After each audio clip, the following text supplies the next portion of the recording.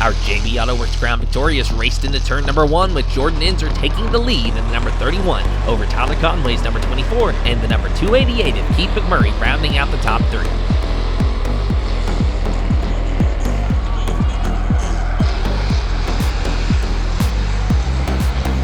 As Inzer slid through the corner, Conway saw an opportunity to fight for the lead, but the stronger number 31 would pull away, leaving Conway and McMurray trading paint for second.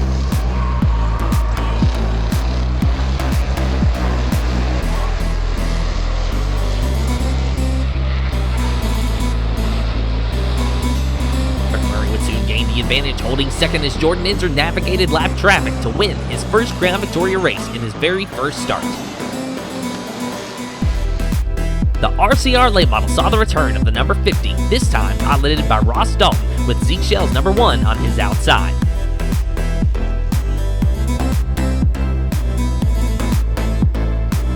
Dalton took the lead after a 2-lap battle and a little contact with Shell as Brad Housewright and Alex Miller fought for third. A short time later, the number 50 would have problems, losing power and stopping on the backstretch, with the crew having to push the car back to the pits. The restart had Zeke Shell leading over Housewright and Miller, who would quickly wrestle second away from the number 88 before capitalizing on the number 1's mistake to take the lead, with Housewright following through.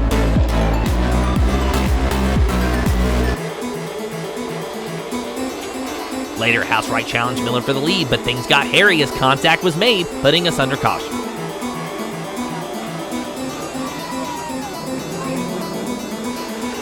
The restart had Bruce Crumbly fighting with Zeke Shell as Derek Lane's number 28 rounded out the top 3.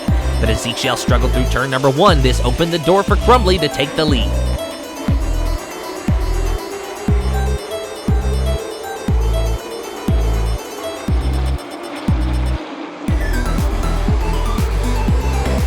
Struggles persisted for Zeke as he spun going into turn number 1 the next time around, collecting Alex Miller in the process. The restart had Crumbly, Lane, and Miller fighting for the top spot. Outside the top 3, Brad Teague led a train of cars in which Shell and Housewright were making up lost ground.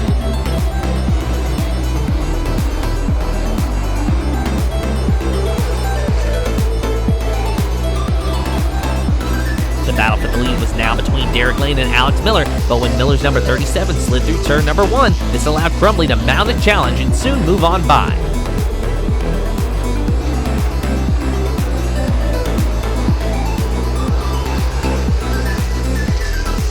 Miller fell back to a charging Shell and Housewright, with the two making contact on the backstretch. At the front, Crumbly battled Derek Lane for the lead, inching closer and closer with each passing lap, before engaging in a multi-lap side-by-side battle.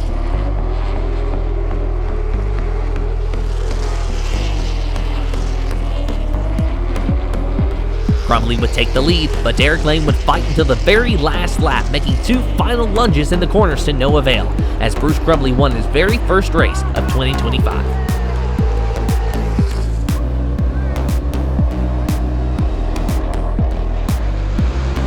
The Herd's mowing street stocks had chaos unfold immediately as Doug Austin slid into the barriers, putting us under a red flag. Does it really matter if you start?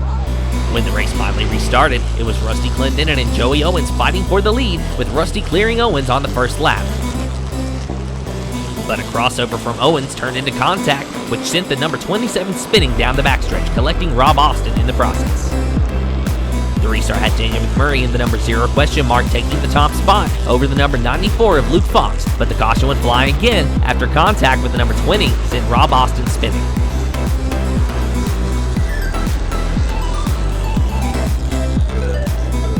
The restart was much of the same, but it wasn't long until another caution flew, this time for the number 30 of Mike Mays and Rob Austin. Luke Fox held strong on the restart, but McMurray took point as things got wild in the middle of the pack, with a multi-car wreck taking out Ryan Lark's number 71, leaving him singing "You Picked a Fine Time to Leave Me Loose Wheel." McMurray held the lead on the restart as Clendenin dove under the number 5 to take third.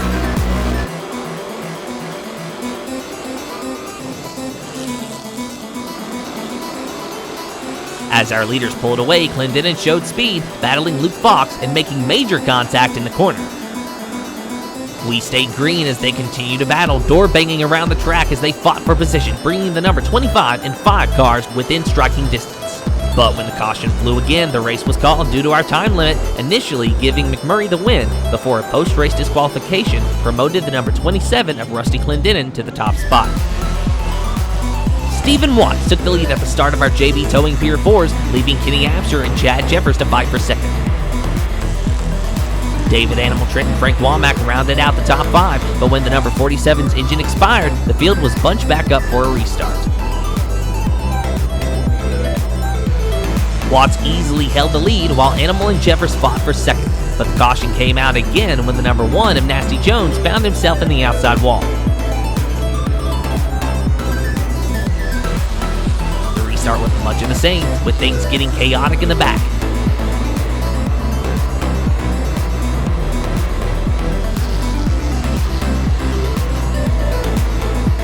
Soon, the number 38 would spin, collecting the number 13 of Mike Craig and sending Nasty Jones hard into the outside wall again.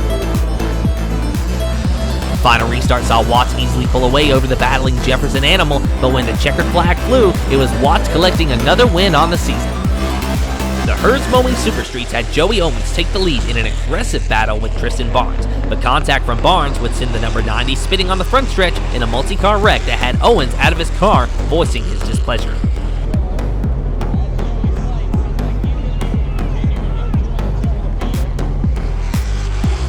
Miller led on the restart, but as he slid through turn 1, Josh Gobble took the lead. But the caution would come out once more for the number 7 spun in turn number 1. Gobble held the lead on the restart over the number 24 of Greg Bohannon and the number 4 of Al Miller, who quickly lost third to Kyle Barnes in the number 00 and eventually fourth to Tristan Barnes.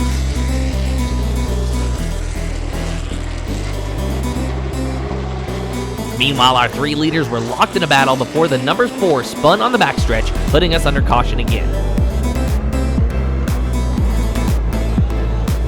Tristan Barnes took third on the restart after his brother Kyle pitted under caution, leaving him to fight with Bohannon and Gobble for the lead.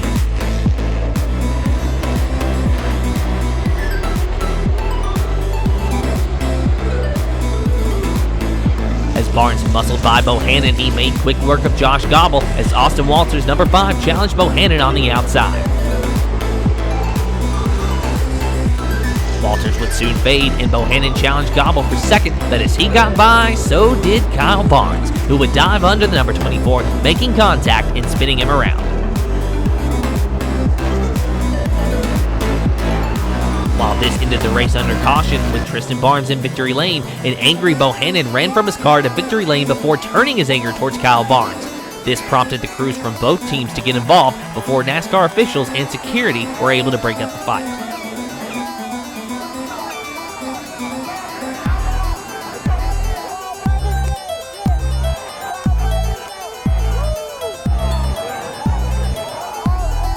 The second twin for our RCR late models had Ross Dalton take the lead over the number 05 of Lexi Arnold and the number 88 of Brad Housewright.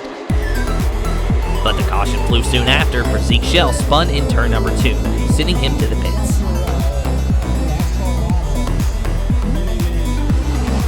The restart had Dalton take point over Lexi Arnold and Brad Housewright, who would soon find themselves in a side-by-side battle for second.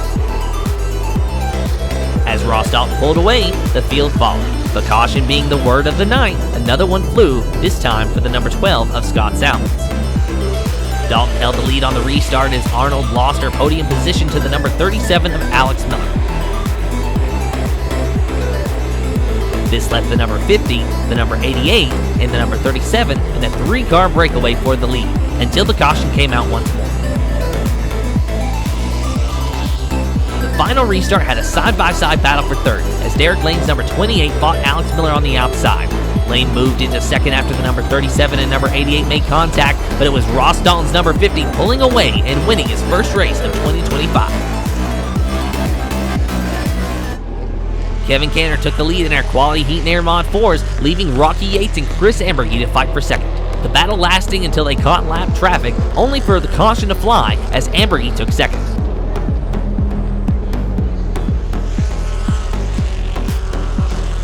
Cancer held the lead on the restart, but Yates saw a dwindling opportunity to take the lead. The caution would fly soon after for the number 19 in the outside wall. The restart was much of the same, but this time Ambergy completed the pass for second and pulled away. Nobody could catch Kevin Cantor, however, who would take the checkered flag after a thrilling race.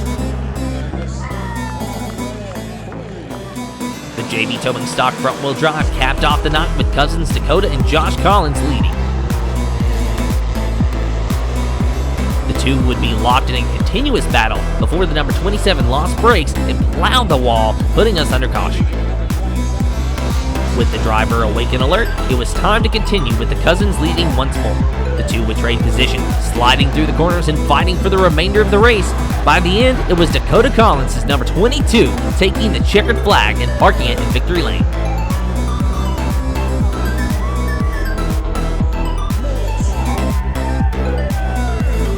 Here are your full results for all divisions as well as your top 5 point standings. And as always, thank you for supporting your local short track, and don't forget to like and subscribe.